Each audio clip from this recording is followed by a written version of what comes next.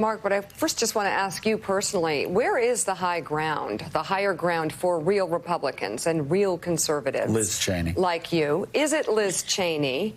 And if so, are there enough real Republicans and real conservatives serving right now?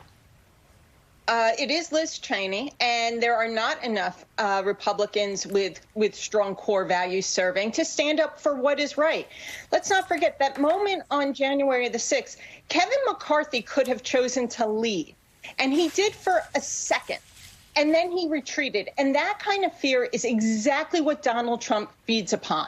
And if Kevin McCarthy thinks that Donald Trump will actually support him in any future leadership role, I think he's crazy, because Donald Trump knows exactly what Kevin McCarthy is.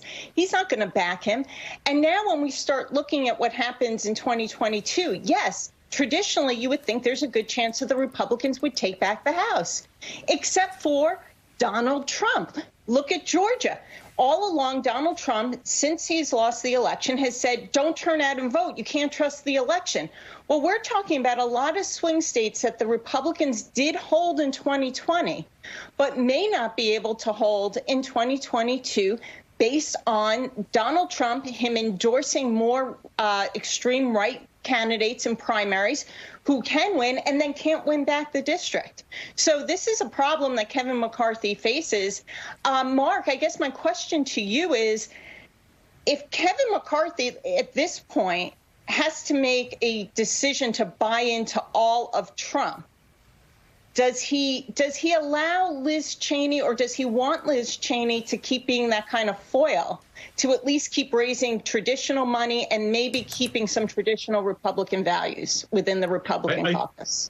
That's a great question. It's a great point. I mean, I do think that she does serve a purpose for him in some ways. I mean, but in one very fundamental way, she's very problematic in that she divides the party. I mean, the problem with the Republican coalition right now is, for as fervent the pro-Trump, sort of core of it is, there are also a lot of very, very shaky, precarious, and quite frankly disoriented, and demoralized Republicans who a lot of them aren't Republicans anymore. A lot of them are women in the suburbs. A lot of them are utterly repulsed by Donald Trump. And a lot of them are, not voting for Donald Trump and for Democrats and things like, in the Georgia Senate race. So there is a lot going on here. I mean, I'm not sure how deeply Kevin McCarthy has thought about all of this, but he has sort of made the calculation that he cannot do anything if he alienates Donald Trump to a degree, any more than he already has. All right, it is the top of the hour, and we are in conversation with Mark Leibovich.